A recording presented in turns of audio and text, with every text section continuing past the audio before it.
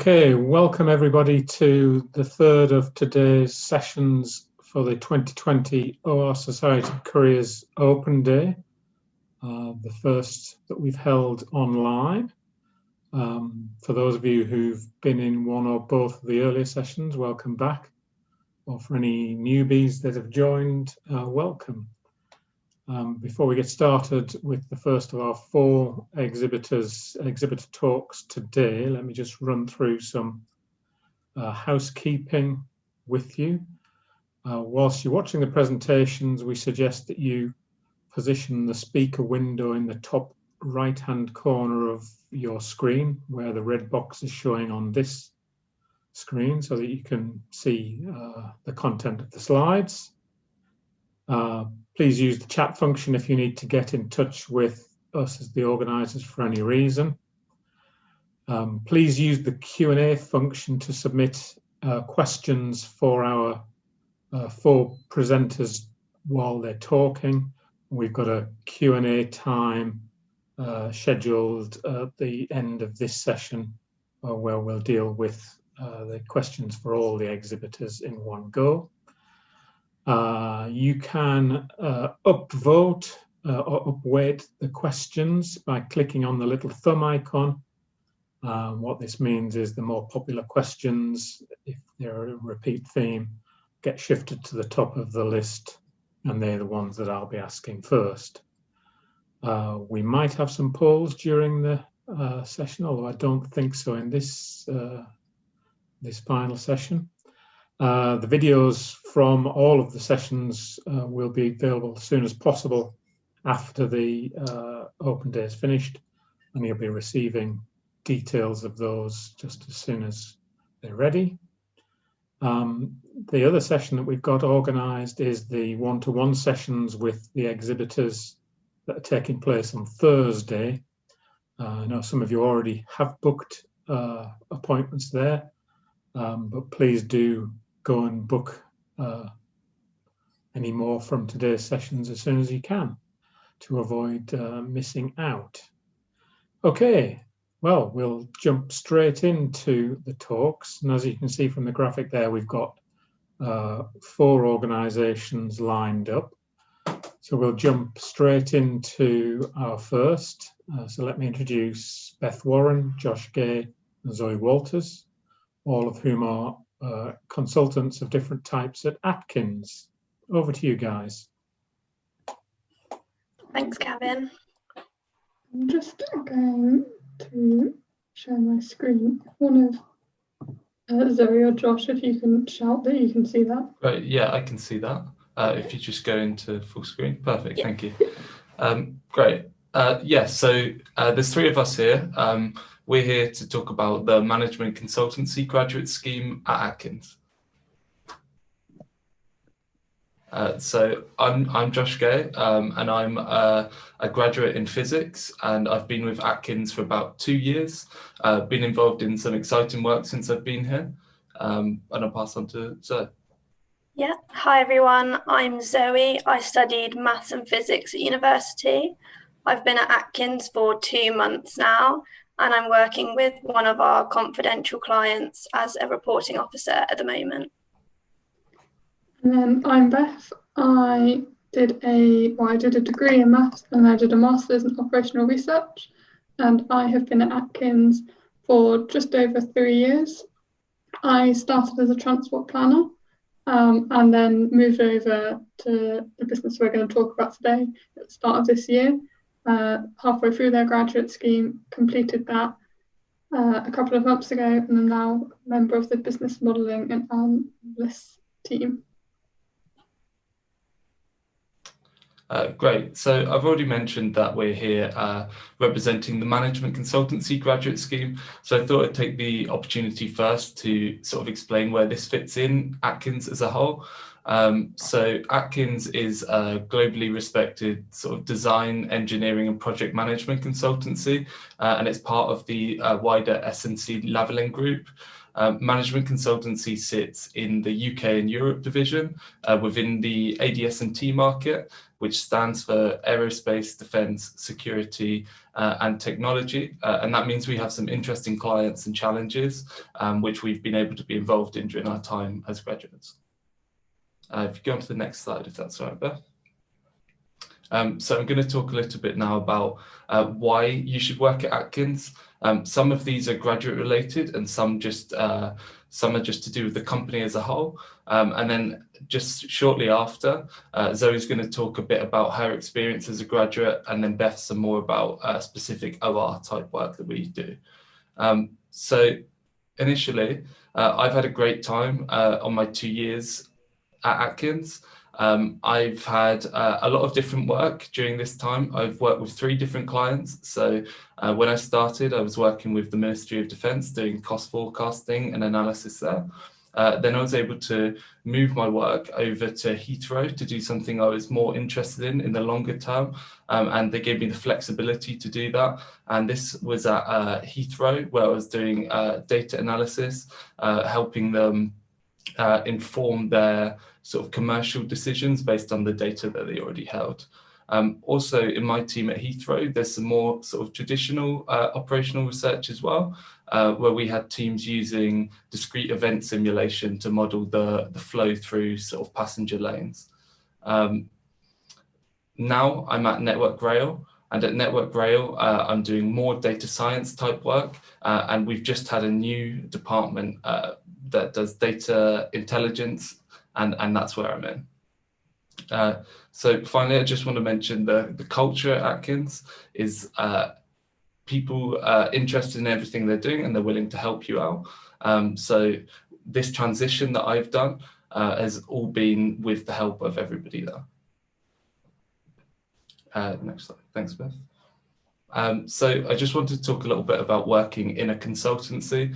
So we hire on what's called a T-shaped consultant. So the top of the T is the breadth of the consultant skill, and then the bottom is the technical skill. So we're not looking for purely people with a deep technical skill in an area, but people with the breadth of the skill to be a sort of a communicator, to be self-motivated, to be willing to take on a variety of work. And actually through the graduate scheme, we would expect people to then sort of find their path and find what they're interested in and sort of forge their own path.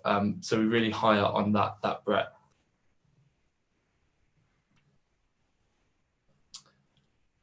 Atkins as a company has lots of different staff networks. We have Equilibrium, Enable, STEM, the Women's Professional Network, BAME, mindfulness communities, all which are backed by the company. And all which get a lot of thought put into them, and particularly in sort of scenarios as we've had this year, everybody has their own challenges, and these groups can kind of represent the different challenges people have and help them get through those. And finally, some of the experiences and challenges that we've seen. So when you join Atkins, there's a graduate induction, which is a two-day initial induction, followed by a sort of wider 2-week introduction to the business. There's things such as the yearly charity challenge. There's an annual ski trip for graduates. There's a summer trip, a graduate forum, and everybody in the company, not just graduates, gets 2 days volunteering that they can use to support a cause that they'd like to. This is, I will say, sort of pre-COVID, things like the ski trip, but they're always subject to they're subject to change, but we're looking for opportunities for new things for this coming year.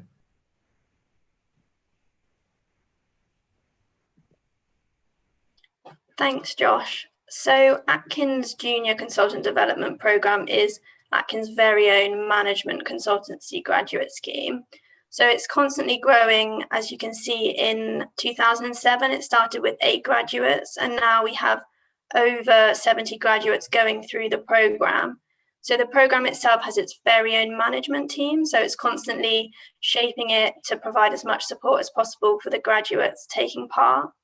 And you'll also be supported by your own line manager and also a buddy who is another consultant who is on the scheme. So this means that you'll always be supported in your work. The programme runs for 2 years, so you'll develop those core consultancy skills that Josh mentioned previously. You'll also be able to work on a wide range of projects like Josh, and you'll be able to build yourself a strong portfolio of work and deliverables.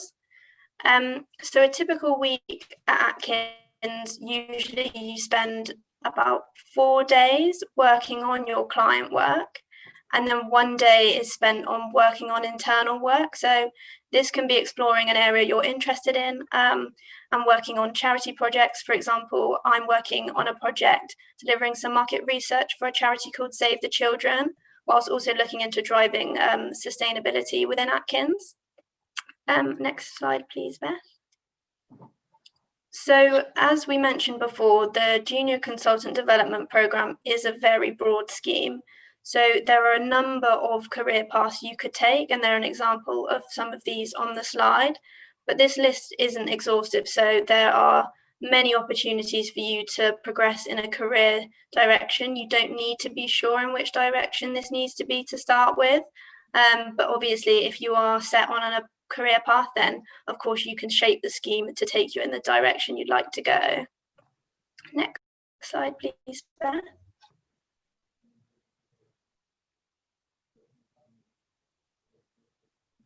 So the JCDP culture is a massive part of what makes Atkins such a great place to work.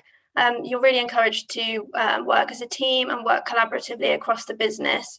So you're really encouraged to share knowledge and help each other. From the outset, you're told you're not pitted against each other. You're really there to help each other to grow and explore the areas of interest. And like we said previously, equality, diversity and inclusion is a massive part of our work on the JCDP. So there's always opportunities to get involved in promoting this within Atkins. And next slide, please, Beth. So I joined Atkins in September 2020, and in the run-up to joining, I must say I was a bit apprehensive about how the process would work, as I'd never joined a new role virtually. So Atkins made the process really smooth. In the month leading up to my start day, I had phone calls from my line manager and my buddy just to answer any questions that I may have had about the process, and then also receive my technology before starting so I could start on day one. We also had the opportunity to meet other graduates who were joining and get a timetable about the work that we'd be doing in the first 2 weeks. So the first 2 weeks was really focused on getting to know your fellow graduates and understanding how the business works and meeting lots of people from across Atkins. We also had a strong focus on getting to know each other. So we took part in challenges, we played games like Murder Mystery and had virtual socials. So although it was difficult joining virtually, I feel like I've really got to know the people who I've joined with and have definitely made some really good friends. And the second week of the induction, you will probably have it slightly less structured. You get to meet your client team. So you'll be put on your first client project.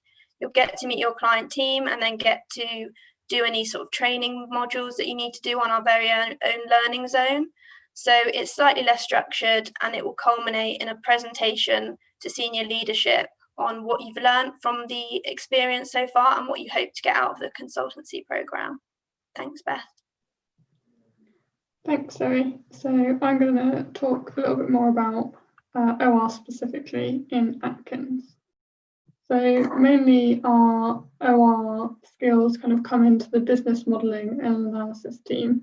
However, we have jobs across the whole entire business, such as in the data science team and the GIS consultants team. The business modelling and analysis team's main skill set is kind of the quantitative modelling and analysis of problems that clients face. This comes through in 3 different areas: operational research, cost modelling, and in business case support. Some of the services we offer are on the screen there. So we have things like discrete event simulation that Josh mentioned earlier at Heathrow, some maintenance scheduling. We've done some supply chain modeling to kind of show the availability of fleets, and many more examples. Business modeling analysis also do some data analysis, in particular kind of modeling the inputs and outputs of the models they use.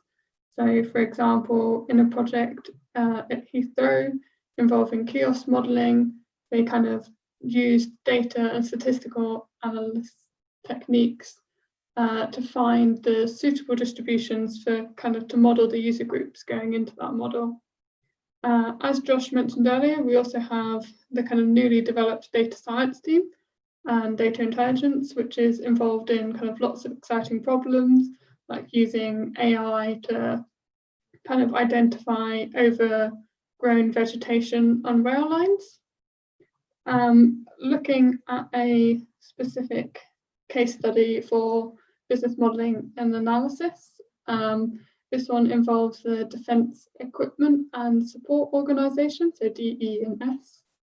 The Director Technical wanted to plan and develop engineering capability across the organisation, specifically to understand how to create the next generation of deep technical experts.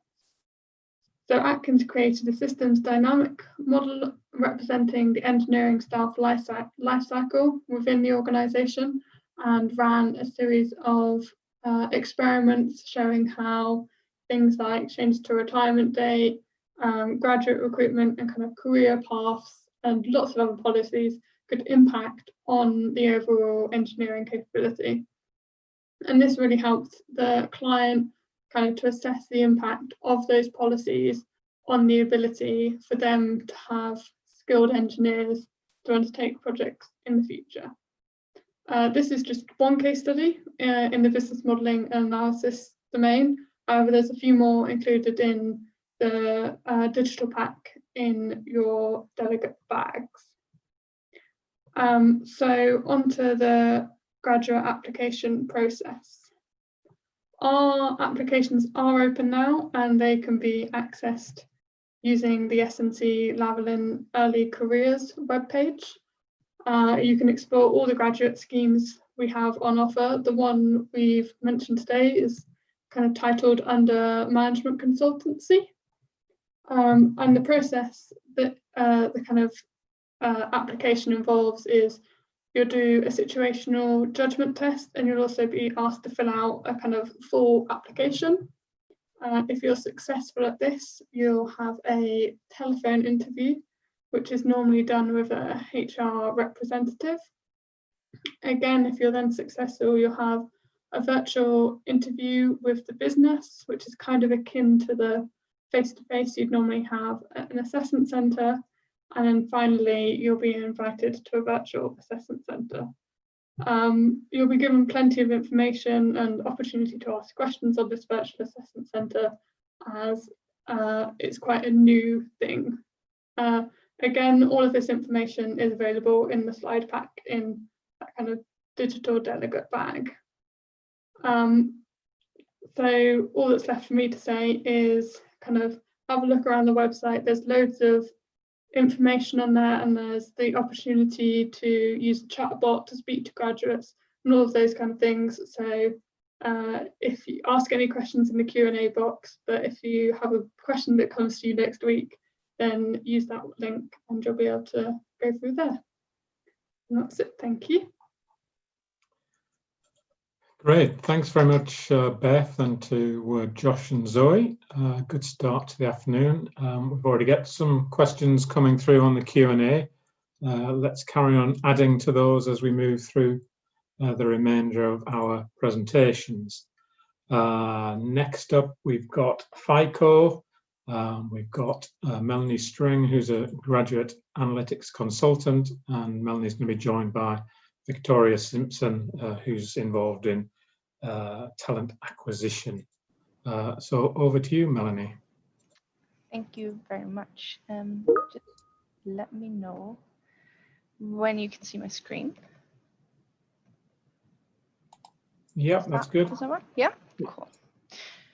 All right. So first of all, I wanted to thank the OR Society for giving us the opportunity to speak to all of you, because I'm really looking forward to it. So first about me, my name is Melanie. I am German, and I studied computer science and software engineering in my bachelor's and master's degree in Germany. And afterwards, I worked part-time, or during my studies, I worked part-time as an artificial intelligence engineer and kind of specialized in machine learning and AI. I moved to the UK in October 2019 then, and ever since December 2019, I work as a graduate at FICO. So who is FICO? That's a good question. I have all the answers. We are a pioneer in the use of predictive analytics and data science to improve operational decisions. Mostly we work with clients from the banking or insurance industry, but we cover a whole lot of other sectors as well. And an example for a typical problem we solve would be, imagine you are a bank and a customer applies and you want to know, should I give them a loan or not? Because you want to know what is their risk. So are they likely going to repay that loan? So then we would offer a scorecard that would look at your past applicants and their performance, so their likelihood of repaying a loan. And from that past behavior of other customers, we would then predict for this specific current customer whether he would be likely to repay a loan. And that starts with those questions and then goes on to, well, if I accept an application, which rate am I going to offer for a loan, etc. So it's a variety of problems to solve. FICO are a very international company as well. Our headquarters are in California, but we have offices all over Europe and the world. Most relevant for you guys are probably the two main ones in the UK, which are the offices in Birmingham, right by the airport, and in London. But we also have people working in home offices all across the UK. And I also thought I'll show you some of our clients. So as you can see on the presentation, there are names like Santander, Barclays, JP Morgan Chase. From more of a banking side, then we have Aviva, which is a big insurance company. But we also have names like Coca-Cola and My Toys, which are not doing banking or insurance. And I think that's super exciting. When my manager tells me your next project is going to be with someone that I can relate to because maybe I'm using their product, that is just a tiny bit more exciting. And you definitely get all of those opportunities at FICO. So personally, I work in the EMEA analytics team, which means we handle clients from Europe, the Middle East, and Africa. And we offer a range of services, and they can be kind of split into 6 categories. So we have predictive models. Those would be scorecards that I just mentioned before in my example. We also do a range of model validation and model monitoring services, as well as regulatory services, because in a banking world, everything has to be fair, and therefore everything has to be highly regulated and monitored. We also offer consulting, and we offer training. So we develop a range of software, and if a client buys a license for that, we train them to be able to use our software. And we do optimization, which is very near and dear to my heart, because when you start as a graduate at FICO, you're put into or you put to work into in one of those categories, depending on your strengths, so that you feel comfortable and you can really grow to your full potential. And I was put into optimization given my studies and my background. So I'm the Opti grad, and I'm the only one in optimization, and all the other grads are doing something else, which leads to a great knowledge transfer within the graduates, whether that's within your own team or even outside and across all teams within the graduate scheme. So speaking of graduates, what is it like being a graduate at FICO? I might be a tiny bit biased, but I think it's really great. And I want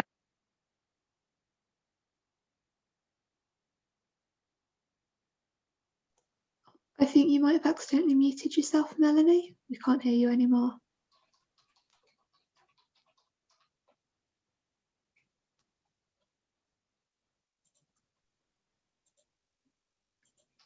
Too much excitement, Melanie. Have you muted yourself?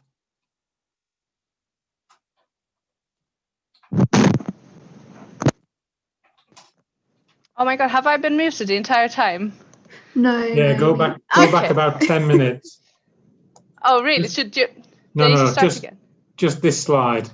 All right. Okay. I don't know what happened. Sorry about that. So yeah, my average working week, 30% is programming. So obviously you're problem solving the entire time. You need data manipulation. We always try to keep everything as efficient as possible, and also collaborative, because our colleagues will have to pick up our code sometimes. Then 30% is modeling, which is a whole different story, because you need to know your client's data and your client's sort of business strategy. You need to understand the correlation between variables so that your models actually work really well. And you obviously need to know something about modeling and optimization. But when I joined, I didn't know anything about finance. I didn't have a credit card or a mortgage or anything. But there's so many people that are so knowledgeable, and they're always there to teach you anything. In the past year, not once have I been told to do it myself, find it out myself. I've always been on calls, and I've always gotten help from everyone, which is great. We also do a lot of internal calls. Obviously, you need to collaborate with your project team, and you need to be able to voice and reason with them, or explain your work, so that they can rely on your work, and also make sure that no one is facing any roadblocks. Then one of the most important things is probably client calls. We are consultants, so we talk a lot to our clients, and we need to adapt to our clients' needs. In the past year or so, there has not been a client that has been like the next one. I've been working with clients from Greece, Romania, Russia, Israel, and the UK, and it's always a different experience.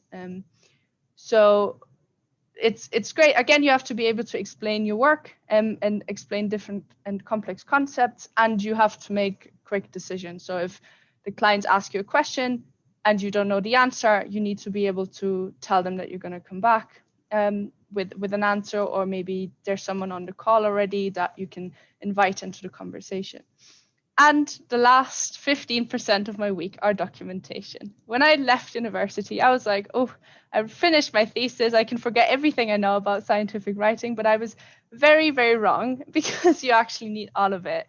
Given that banking is so much regulated, you have to document your models, because your client wants to know everything. They will be over that document like a hawk and criticize everything you're doing wrong. So there's no, oh, I made a mistake, I'll brush it under the carpet. It has to be precise, and it has to be well explained. So then, in terms of opportunities, what can FICO offer? As I said, you're going to learn a lot about credit risk, optimization, regulatory.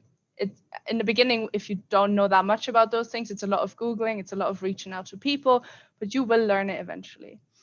Then we work with clients and we attend on-site meetings. Obviously, not right now. Now we do everything virtually, but it's a great opportunity to improve your communication skills, because you're talking into a blank space instead of to actual people you can see, because most clients don't use their camera. But it just helps you improve and do better. Then learn from a big team based all over the world. As I said, we're a very international company. There's someone who knows it. If you have a problem, you just have to find the person, and then you reach out to people. They all really helpful.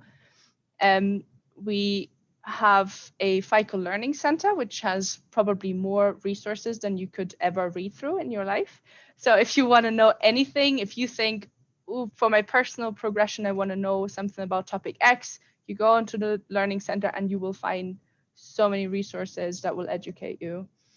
And FICO grants up to $5,000 of tuition per year for personal development, which you can use to either learn a new language, learn a new skill that is relevant to a project that you're doing at the minute. I, for example, have a lot of colleagues that use it to get additional certificates in order to polish up their CV, for example.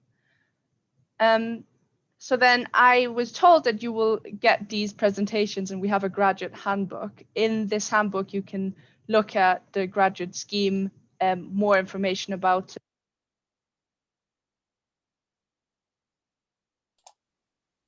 Nope, you've gone again, Melanie.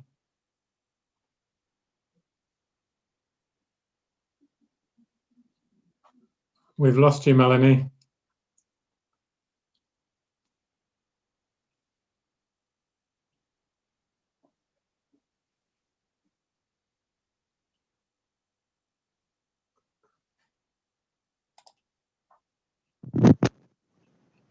Okay, thanks, Melanie. We lost you a little bit at the end of that, but I think the information's all there. Thanks very much for that. Just a reminder to everybody to carry on submitting your questions for the panelists that we'll get to a little later on.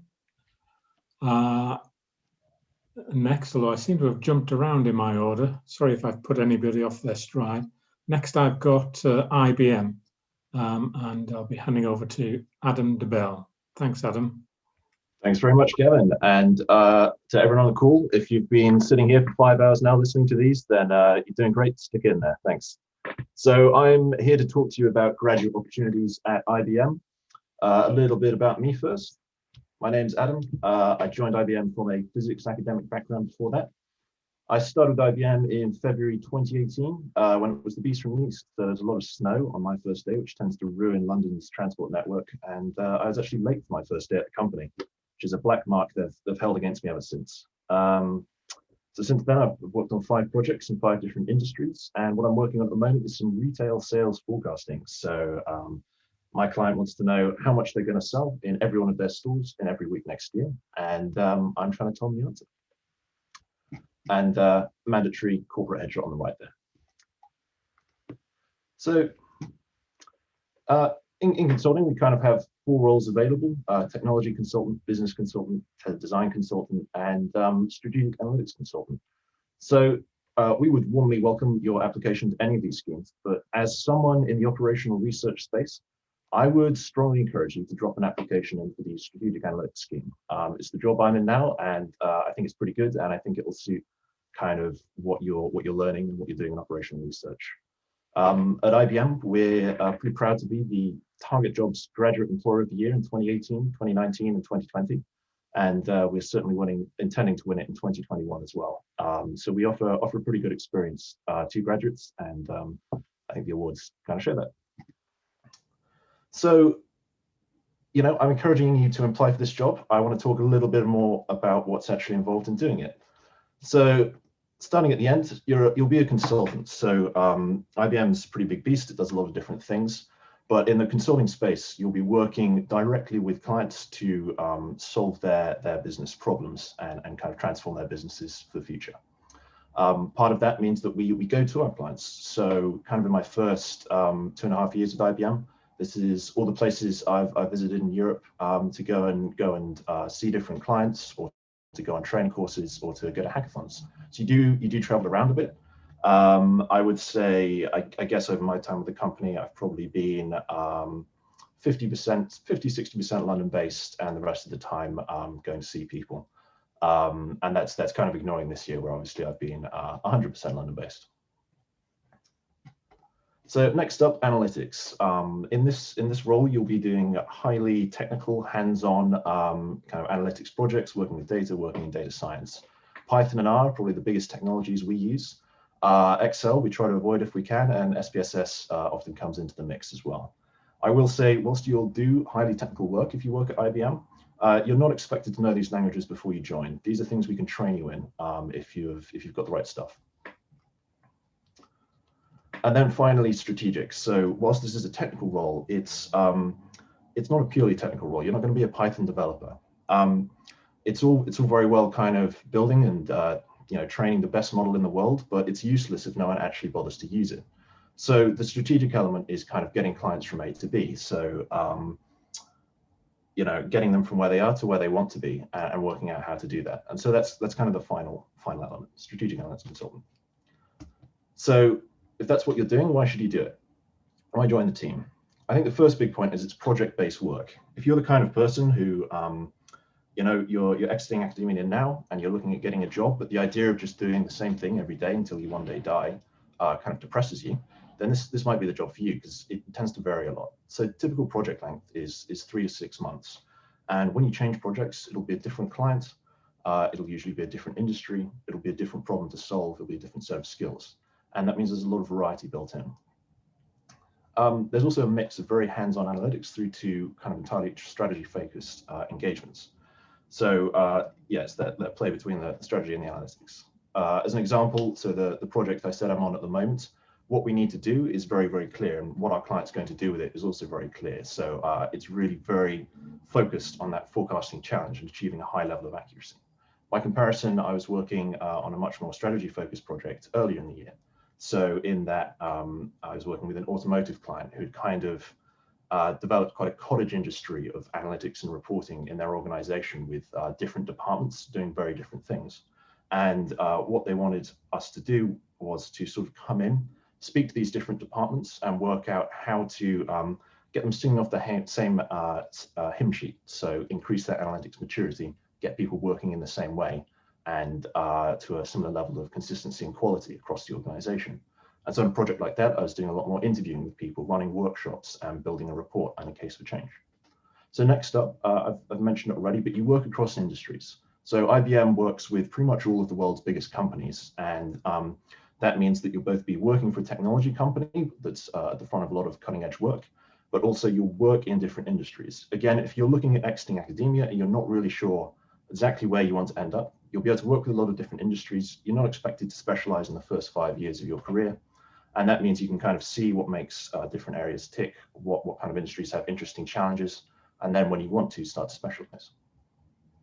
Next up is learning and skills. So I would say that the skill development at IBM is almost aggressive, and you will, a large part of how people's performance in their early years is measured is through their skill development and through what they're learning.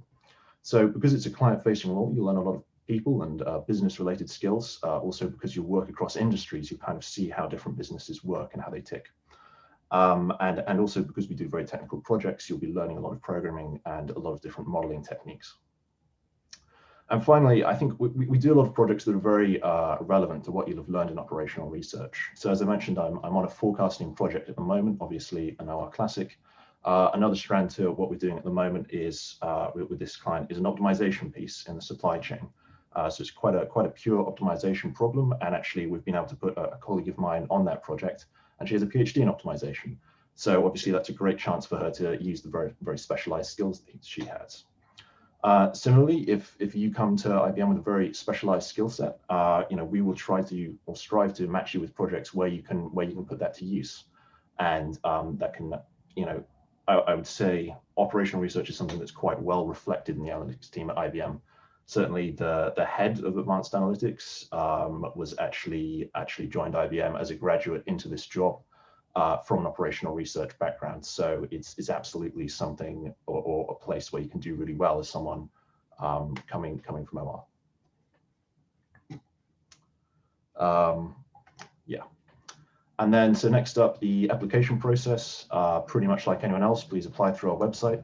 One twist, we have the kind of tests first and the application form second. So whilst I'm sure none of you will fail the tests, it does mean you don't have to spend time on a cover letter only to have that happen afterwards. After that, there's an assessment center.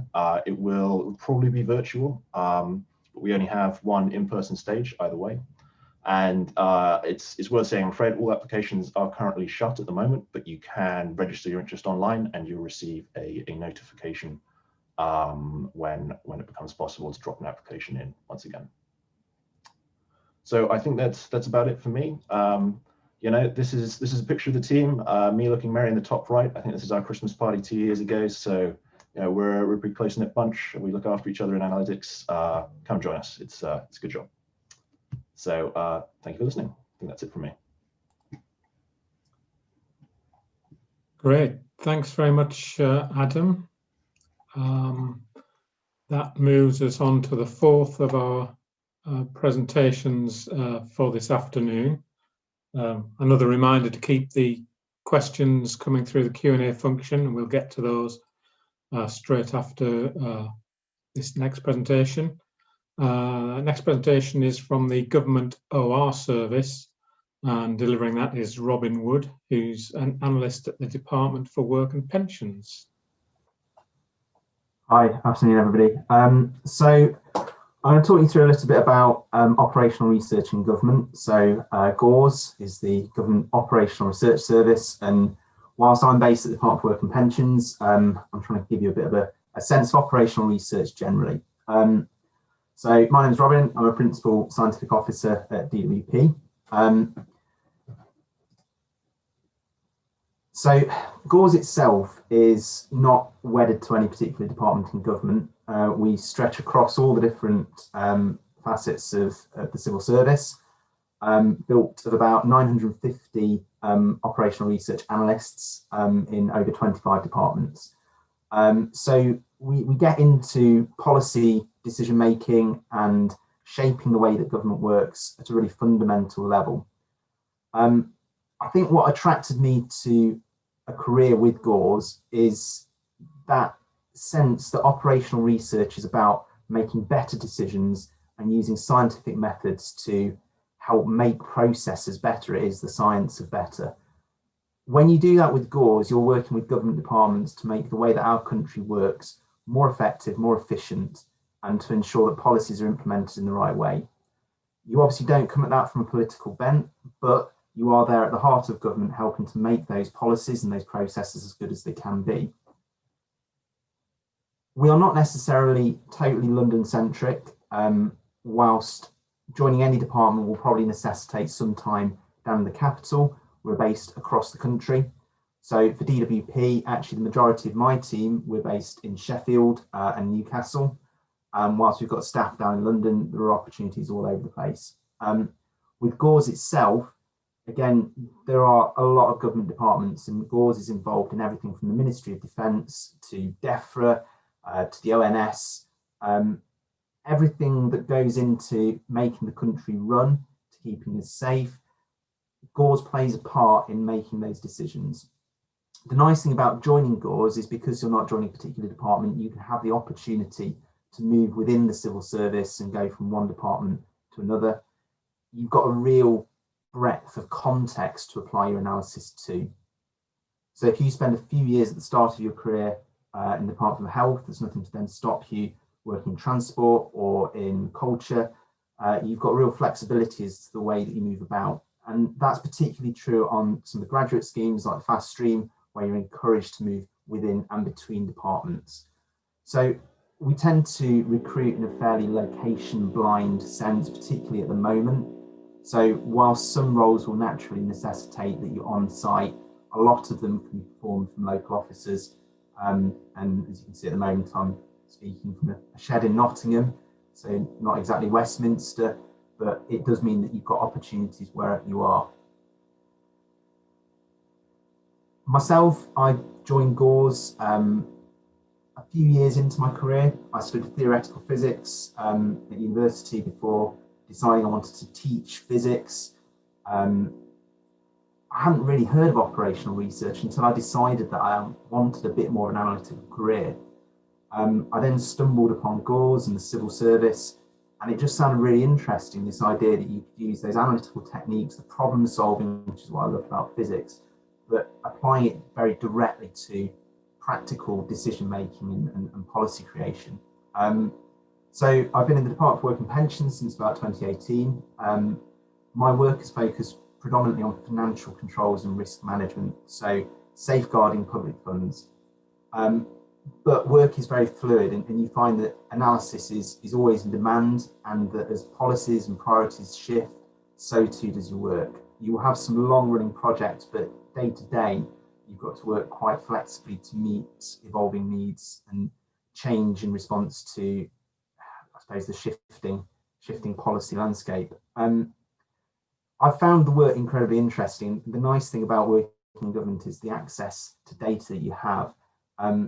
When working with risk analysis here, you're looking at taking information from all sorts of other departments. So HMRC, we will look at the way that people earn money and how that plays into their interaction with the labour market and the benefit system and all these different facets of society that are linked together. My current role, I'm responsible for contracted employment provision validation.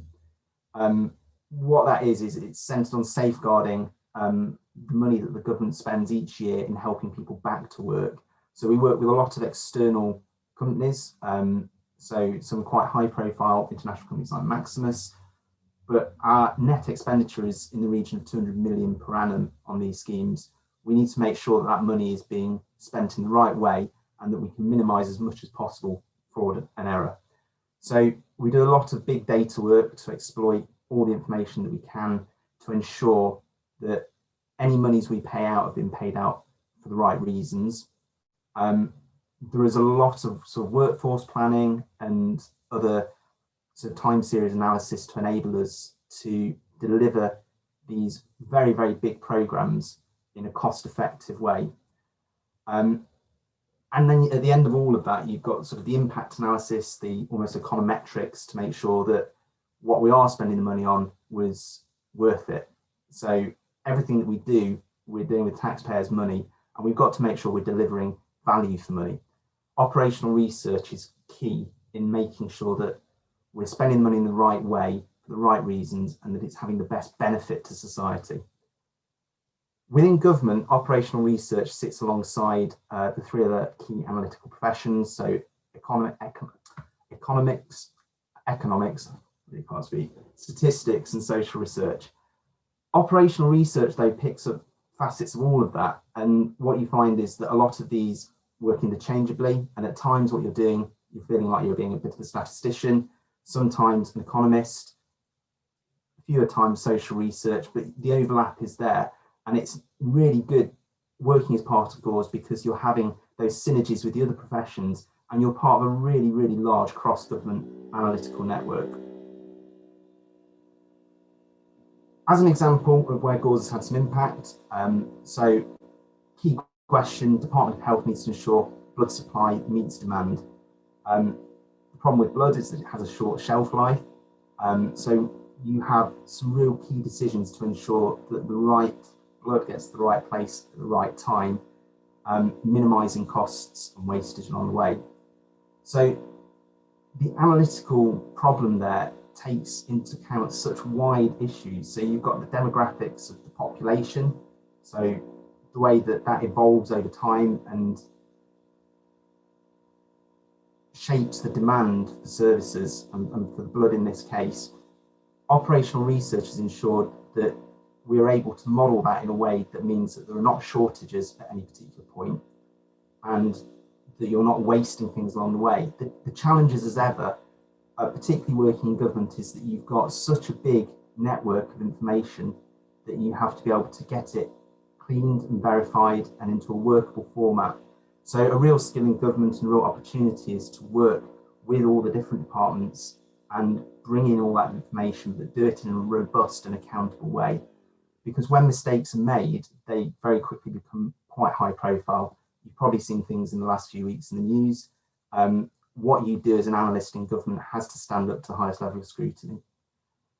But the result of good analysis is that you can make savings and hopefully in this case save lives. Another probably slightly more data sciencey example. So working for the AHS, looking to ensure that we can shape the way that the NHS will respond to outbreaks of things like Norovirus. So this is an example of using that sort of data science approach with GORS to use data scraped from places like Twitter to look at the, I suppose, prevalence of indicators of norovirus. So people talking about having stomach upsets and diarrhea and winter vomiting, bringing all that information together to produce the sort of predictive analytics that will give either the Food Services, Food Standards Agency or the NHS the early warnings that they need to respond in a flexible way. But day to day, as with the other presentations you've seen, a lot of what you do will focus on computer programming, analysis, and finding the time to develop others and be developed. So it's a real collaborative environment within GORS. You've got a huge analytical network to draw on, and a lot of what you do day to day is about sharing ideas and scoping out problems so that you can find a route through. Most of my time at the moment is spent training people up.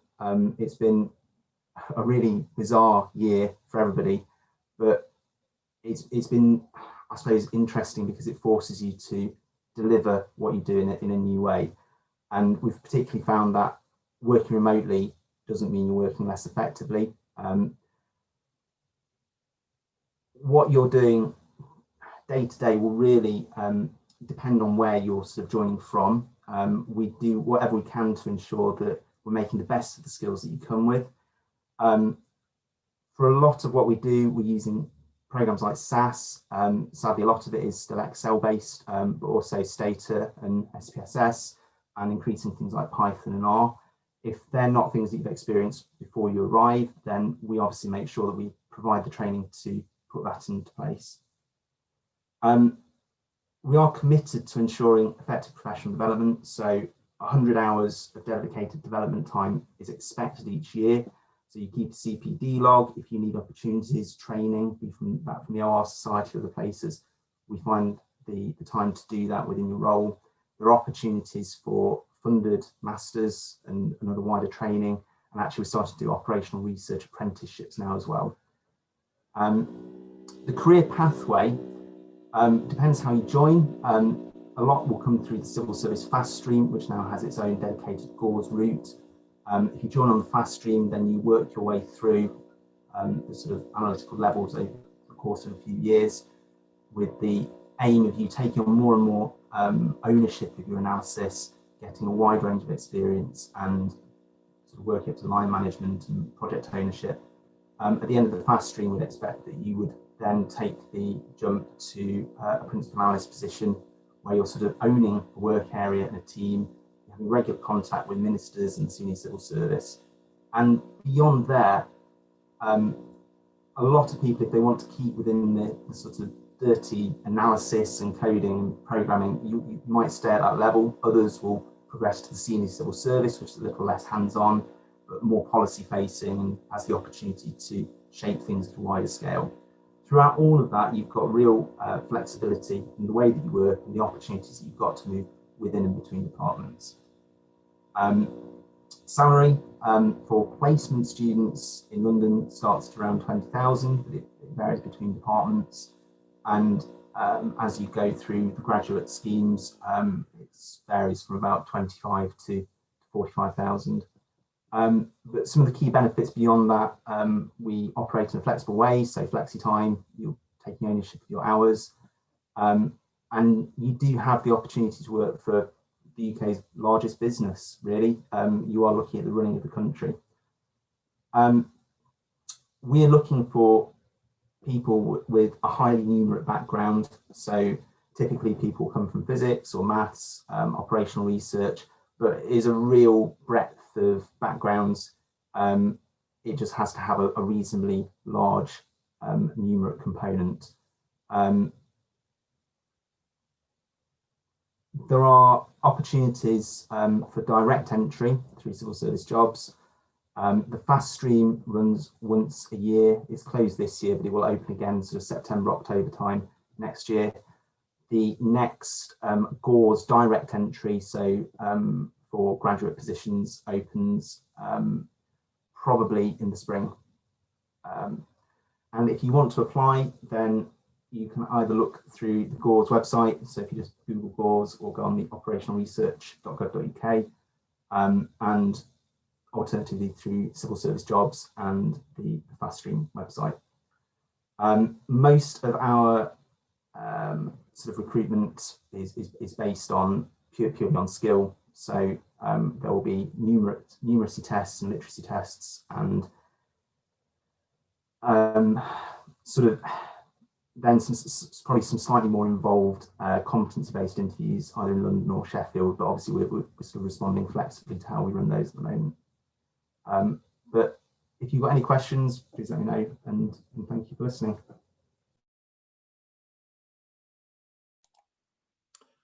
Great. Thanks very much, Robin, for excellent presentations, lots of interest and variety amongst them. So if our panel would all like to unmute themselves and turn their cameras on, we'll move on to the questions and answers. Questions and hopefully answers anyway. Okay, I'm going to start off with one that has come up in the other sessions today, and it's one for all of our groups to correspond with. What are your jobs, graduate schemes open to? Is it restricted to UK nationals, for example? Do you have to have any sort of security clearance? And I guess the third part of this is, do you sponsor visas for international applicants? Who would like to go first with that?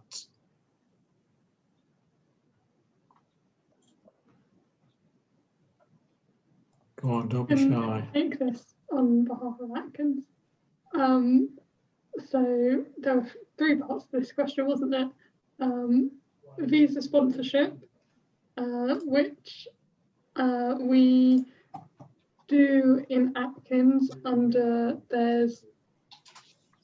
you can be sponsored if you have one of the following: a UK bachelor's degree, a UK master's degree, a postgraduate certificate in education, professional graduate diploma of education, or if you've completed kind of 12 months of study in the UK towards PhD. So if you have one of those, we'll sponsor you. Another part was about security clearance, specifically for the management consultancy scheme. You will have to go through kind of basic security clearance, and that's just because of a lot of the clients we work with require that. And then was there another part to that? The third part of the question? Well, I guess is it just open to any particular group, like just UK nationals? But I think you've pretty much answered that. Yeah, so anyone can apply. By default. Okay, Melanie, were you going to jump in there? I think this is a recruitment question, so I'll leave it up to Victoria. Cheers, Mel. Yes, so obviously it's not just UK nationals. You know, we have offices across Europe, Middle East, Africa. We don't offer sponsorship for graduates, but yeah, it's not non-UK nationals at all. We've had many of our graduates actually relocate midway through the scheme and after the scheme as well. I think probably one that I was most jealous of is one of our graduates who's now in his second year, went all the way over to California. So yeah, very jealous of that one. Yeah. Very nice. Very nice. Adam, Robin, are you going to comment on that? Yeah, so for IBM, obviously no nationality requirements on applying for the role, but we don't offer visa sponsorship for graduates. However, we do also run our graduate scheme in pretty much every country in the world. So there's likely to be similar roles available. Yeah. Yeah, GORS, there's not necessarily UK nationality requirements, but there is a flowchart. Generally, it's easiest to apply if you are UK or Commonwealth or EEA or Swiss. But the best thing to do, if you think you might be interested and you're curious, is to submit through the GORS website. But there aren't necessarily any direct exclusions. Super, thank you. Right, something that's related. How much discretion do your employees have over what projects they're involved with? For instance, would one be allowed to opt out of work in particular fields for ethical reasons, such as the defence sector or perhaps the alcohol industry? Sure, I'll take that question from the Atkins point of view, since we were mentioned on that question as well. So our sector is aerospace, defence, security and technology. So we aim for everybody to have a say in the roles that they're doing. We want people to sort of progress down a career that they'd like to progress down to. But I think the position on working defence is that's a key sort of area for our sector. And I think anybody that's applying for this specific role has to be comfortable with that, although the company has sort of graduate schemes available in other parts of the business as well. Okay, anybody else want to comment on that one? Richard? I think GORS was mentioned there as well. As I mentioned, when you apply to operational research with GORS, you're not applying to any specific department and you are found a placement within a sector of government. You don't get direct choice with that, but I think if you did have any real ethical concerns, or for example, you didn't want to work for the Ministry of Defence for that reason, there is a degree of flexibility with it, just as there is with location. So, and with your work generally, just as with other sectors, we try to shape what you do to best fit both your developmental needs and also, I suppose, the context of work that will best suit those. So nothing's hard and fast, and I don't think in any sector of what we do is forced into something which would conflict with your ethics. Great, thank you. Adam or Melanie, Victoria? I think for IBM, I'm not sure that there's necessarily a written policy on this. I think if you were likely to be staffed on a particular project and expressed a particular distaste for it, that would probably be taken seriously. But I wouldn't necessarily think of yourself as having a veto on it. In terms of trying to match people with roles generally, if you kind of speak to the leaders of the practice and say, you know, I want to be doing something like this next, that's absolutely something that we'll try and match you up with. Yeah. Yeah, from FICO perspective, just mirroring the same as Adam. I don't think it's ever come up, weirdly enough. But yeah, there's not really a generic rule for all, but certainly senior management, HR would look in it from like a case-by-case basis. And yeah, obviously if you express concern, we'd definitely take that seriously. But yeah, it wouldn't be like, I don't like Coca-Cola, I'm not working with them. You'd have to have something that's a bit more behind it than that. But yeah. Yeah, thank you all. Okay, another question for everyone. Do you have any advice for people that are slightly older and recently changed career paths? The questioner in this case says, I've worked for 10 plus years in various roles with lots of transferable skills, but only knowledge of OR and stats is through completing BSc and MSc.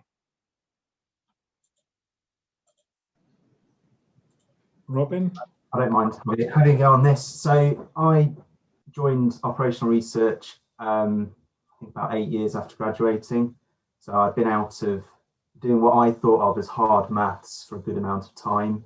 I've been working in education, and I think what my biggest fear was that I'd go into operational research into a graduate position and I'd be surrounded by people fresh out of university who were very, very, you know, in that academic mindset and had all the hard maths fresh in their heads. And in reality, I think what you find is that you gain far more than you perhaps think you might have lost over those years between graduating and pursuing this particular career.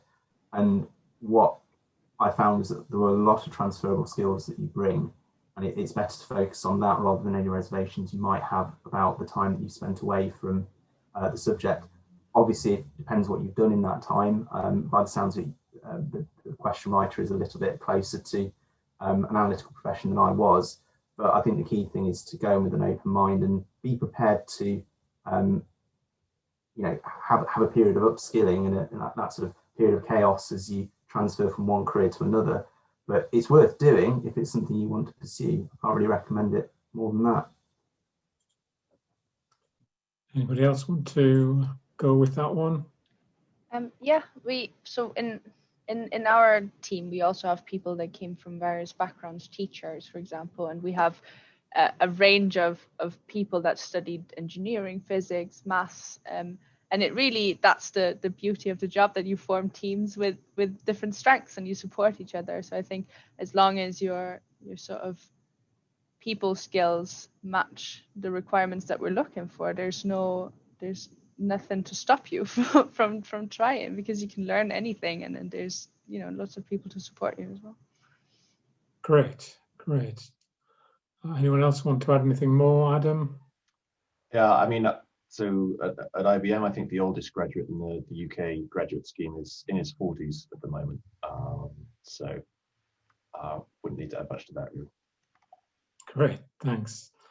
Anything more from Atkins? Are you happy with what's been said? Yeah, I thought Robin's response was really good, and as a general rule for sort of all the companies, I think. So yeah, we certainly have people coming in not straight out of university. So yeah, I would encourage it as well. Okay, next question is to do with providing internships during the summer. Now, I know Robin's slides had lots of information on that. So what about everybody else? Summer internships? We do them. It's something that we did start about 2 years ago. It started off in our South African office, but obviously due to the drop, obviously we're not going into the office. It's kind of dropped at the moment, but hopefully we'll pick it back up next year. So if you're definitely interested, then I would recommend getting my contact details off LinkedIn and forwarding a CV to me. I'm really hoping we'll be all back up and running next year and we can do that. But yeah, who knows? Thank you. Yeah, for IBM, we don't do summer internships in the consulting business, but there is the Extreme Blue internship, which is more software aligned. But in that's kind of a 10-week program, which you would work on a client challenge. And actually, someone who recently joined our practice came out of that Extreme Blue internship. So that's probably the one to look out for. Great. Anything from Atkins, Beth? I think we definitely offer a lot of internships and kind of summer placements, even year-long placements. There's definitely them across the whole entire business. I think it's something we're looking to specifically do within this business, like our business coming up. But there are loads of other opportunities across the business. Great. So I think the message would be look out. Sorry, Victoria. Just to add to my point, the reason we aren't doing it this year is because we feel our interns, it's best if we are face-to-face. I know that we just feel like shadowing somebody and following, being present has worked a lot better than just over Zoom call. So that's why we haven't done it this year. Just wanted to be clear. So I think lots of information in the slides and in the electronic delegate bags to follow up on that one. Another one for everybody, what type of software or languages are the most important for your jobs? Mel? Sorry, Victoria. Yeah. I was going to pass this to Mel. Finally, a question from me. So we, at the minute, mostly focus on Groovy, as well as R and Moselle, which is a language we use for sort of linear programming and everything. So but we are more and more transitioning to Python. So that is also obviously a crucial skill for the future. And just to extend the question, would you expect people to have this before they joined, or is that the sort of skill that they would pick up soon after joining? I think you don't necessarily have to come in with a lot of coding knowledge. Obviously, it's good if you have heard of a programming language before or something. But we offer, when you join, you actually get trained on the tools that we use and the programming language. So you don't really have to have any skills. You'll be taught all of those and everything you need.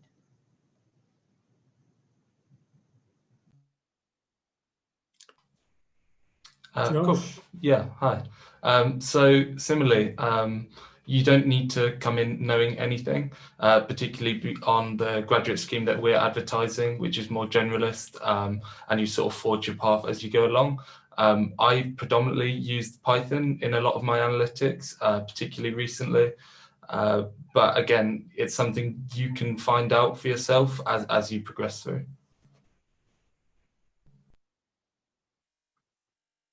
Okay, anybody else want to add anything to that one? Yeah, at IBM, probably R and Python are the biggest ones we're regularly using in data science, along with kind of specific software packages for that kind of work. If you want to push more in a data engineering direction with your career, you might be using things like Spark as well. Okay, Robin, sorry. Yeah, so it's going to vary hugely across departments. So DWP is, so we focus on SAS and things like Excel, VBA. But depending on the data that you're working with is going to dictate the sort of software that you're allowed to use.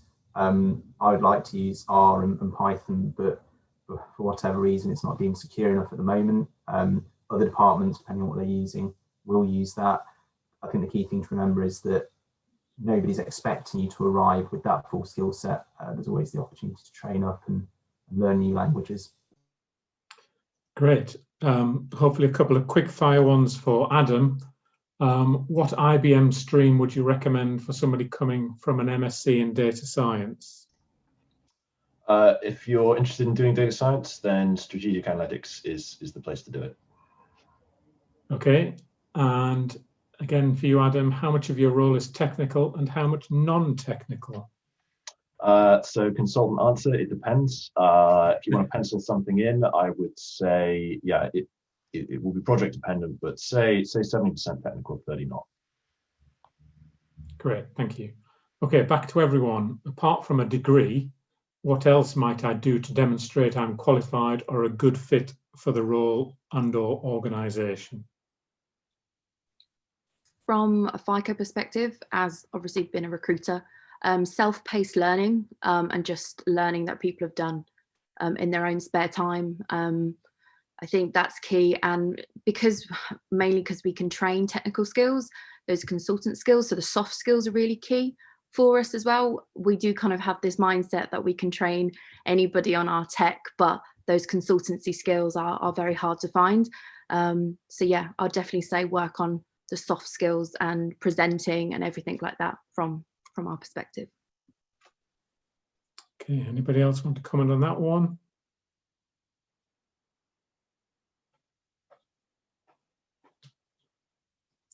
All in agreement with Victoria, great. Right, next one. On the GORS website, it mentions, oh, this is moving about. On the GORS website, it mentions part-time roles. Are these available for new recruits, or are they typically only available for established employees after a few years? As far as I'm aware, without giving you sort of a firm HR answer, I think flexible working and part-time roles are available from the outset. Certainly there's no requirement to work for a few years before it becomes available. Great. Another one for you, Robin, while you're unmuted. What's the work-life balance like at GORS? I was just in the middle of trying to type an answer to that, but I'll give you a verbal response instead. It's really good. Probably similar to the civil service at large. Having a good work-life balance is fundamental to what we do. I think we operate on the basis that we will get the best out of people when their needs are taken care of, and having the time to sort of decompress from what can be quite an intense role at times is really important. There are measures in place like flexible working, so things like that work both ways. There are going to be times when you might have to work slightly longer hours, but it's important to then take that back and have time for yourself, particularly at the moment with remote working and ever darker evenings. It's important that you make time in the day, and things like that are encouraged. So yeah, I can't really speak highly enough of that. Thank you. Okay, just dipping further down the list. What practical steps can be taken by those whose numerate bachelors were some years ago, but are thinking of shifting careers? Is a master's in OR what you would expect? Who fancies that one first?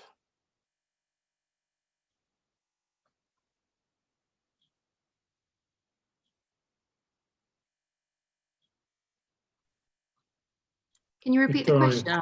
I'll answer it. Can you repeat the question? Sure. Well, I could have done, except it's been moved.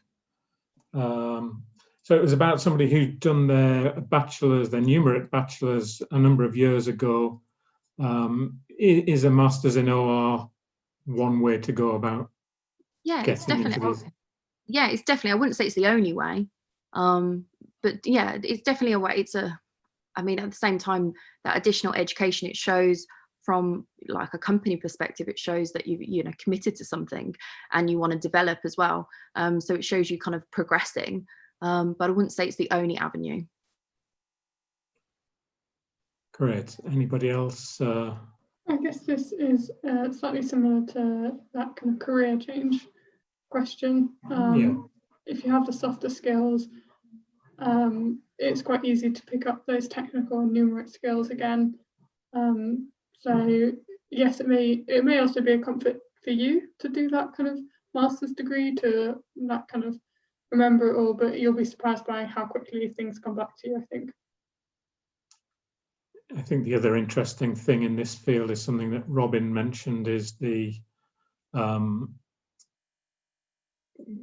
recently had approved the standards for a master's level apprenticeship in operational research. And I know GORS will be planning to offer that to some of their recruits, hopefully from the back end of next year. And of course, that's a route that will be open to other employers too. Okay, where was I?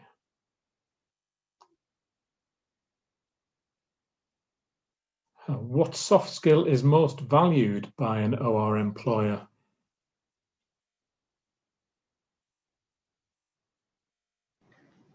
So I think for us, it's probably how you represent the company in front of clients, what your people skills are.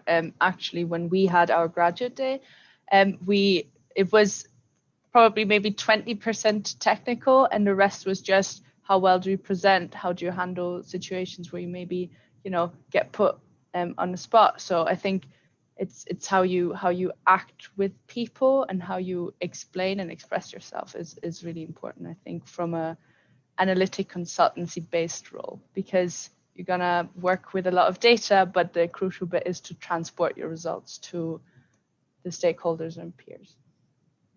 Just to add on to Mel, the reason why she was chosen from that day that we recruited her is a lot of it was her communication skills as well, but she was having a lot of fun. So a lot of us, it's about energy and just being very positive, and just kind of enjoying yourself. I think, I know it's kind of hard when you're interviewing to kind of bring that across through the nerves, but I think just somebody who's just got that positivity, it really comes across as like a soft skill.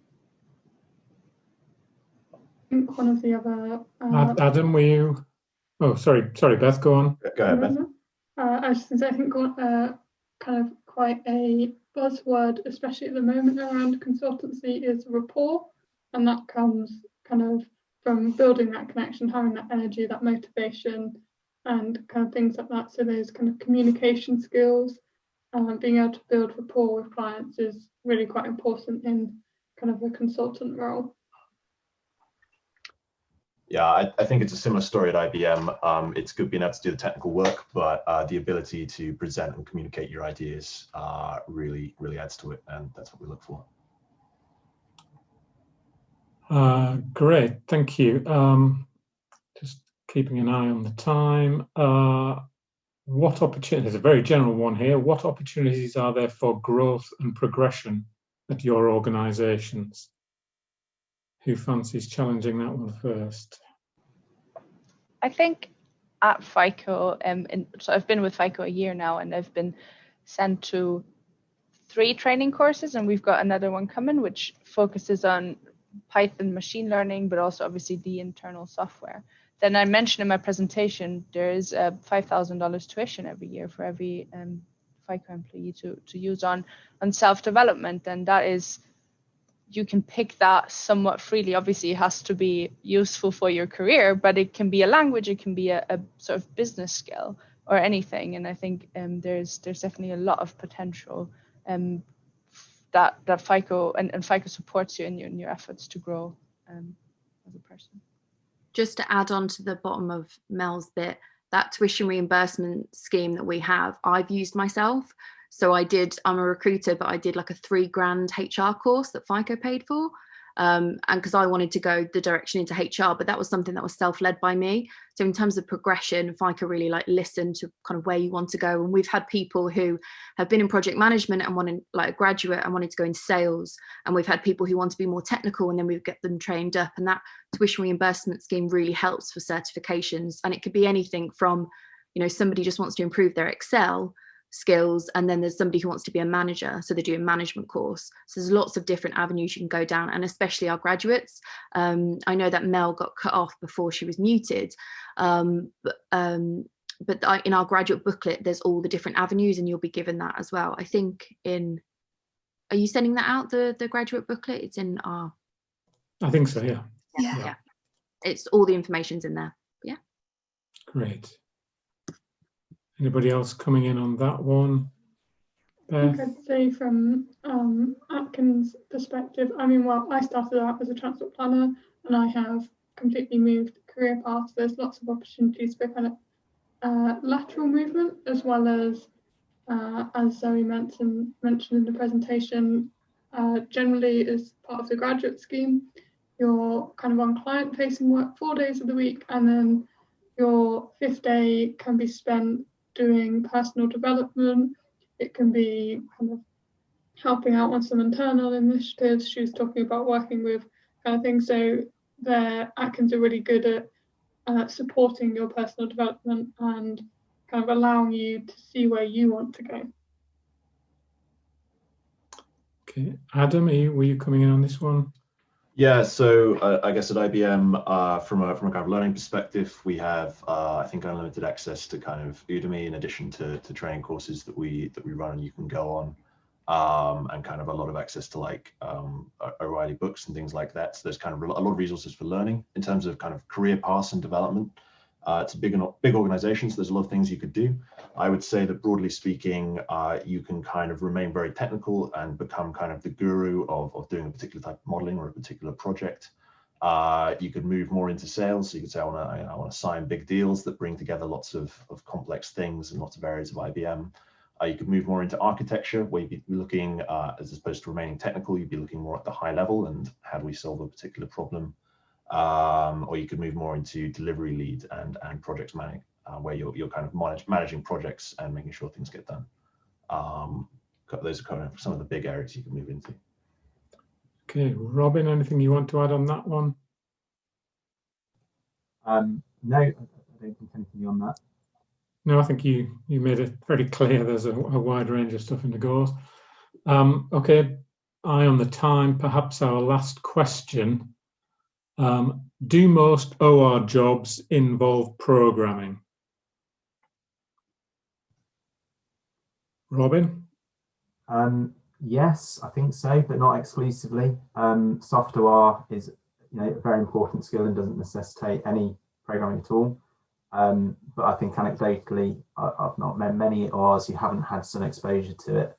And I think certainly for GORS, there's an expectation that programming is a key part of your technical skill set that you would either come with or seek to develop.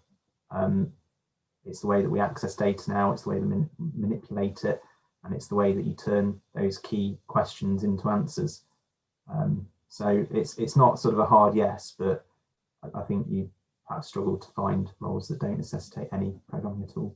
Can you just explain what you mean by soft OR? It might be a term that many people haven't come across. Sure. So OR, I think, is quite a nebulous profession. It encompasses a lot of different skills. I think you can broadly define those as to hard OR, which is sort of your maths-based, doing the analysis bits.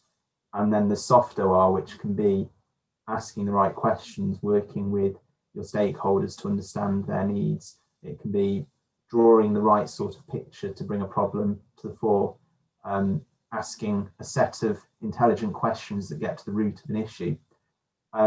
So OR is about, from my perspective, doing things better and working scientifically through things. That doesn't necessarily have to be writing a page of maths or code. It can be thinking the right way, and soft OR are a lot of techniques that surround that. Thank you. And back to the others. What about this? Does it involve programming? Does it have to? I think we used to do quite a lot of wargaming on in Atkins, but also we have, as I mentioned in the business modelling and analyst team, we have business case support and kind of cost modelling. So they're not quite so programming led, especially in that business case support. You can kind of use, as Robin was saying, those softer skills in those kind of areas, and that kind of interpretation as well. Yeah, I don't want to worry you, Beth, but you've got a burglar. He's just walked out with your printer. Adam, anything to add on this one? So not all the graduate opportunities at IBM require you to do programming, but the DIY related ones probably do. Yeah. Same for FICO. Yeah, great. Okay. I think that just about covers what we wanted to talk about in terms of time. So we've got a little bit of time just to wrap up. I will say that the questions that we haven't been able to get to, we'll still put them to our panel and we'll share some of the answers that they have. A couple of interesting ones in there. The final slides, Amy, do you want to share your screen? Thank you. Yeah, hopefully you can see my screen now. So yeah, thank you to all of our exhibitors, and like Gavin said, we will make sure that all the questions do get answered, and we'll send the answers around to everyone, as well as questions from the other sessions as well, just in case you were or weren't there. If you were here earlier in our first session, you'll have seen Eve and I run through some of the resources, support and opportunities that the OR Society have to help you in your career search and also your professional development. So if you've missed that, you will be able to see that when we send the videos of the whole event around to you all, possibly I think it's tomorrow or a little bit later than that. Just the main points to close out this session is that you can sign up to be a student member to access most of our resources and opportunities completely free. Student membership completely free, and if you sign up as a student member, you can also get our special post-student rate for just £1 a month as well. And also being a student member means that you can apply for our £10,000 master's grant as well, which if you've been inspired today to do some further study, you can look into that a bit more on our website. And then yeah, so just use these last few minutes to also check your one-to-ones as well. We have a few remaining one-to-one sessions taking place with our exhibitors on Thursday. If there are any exhibitors you want to get in contact with who aren't available on Thursday, please do look through the delegate bag, which was sent out to everybody this morning. You'll find details of how to contact all the exhibitors on their relevant materials. If you have already booked your one-to-ones, but your questions have been answered during this session, please do cancel your one-to-one so that another student can have that time slot. So yeah, thank you to all of our exhibitors, and thank you to all the students and all the great questions. Great, thanks very much, Amy. I guess I get to close things off by once again thanking all our exhibitors. Been a really interesting mix of lots of different options for careers in OR, analytics, data science, or even continuing options with studying. Please do get in touch if you have any further questions regarding any of this, and I'm sure Eve and Amy and myself and our other colleagues will be delighted to help you with that. Good luck with the rest of your studies and with finding some of these exciting roles. We look forward to seeing you again in the near future. Thanks, folks. Cheerio. And also thank you to Gavin, who's chaired all of these sessions as well. Thank you.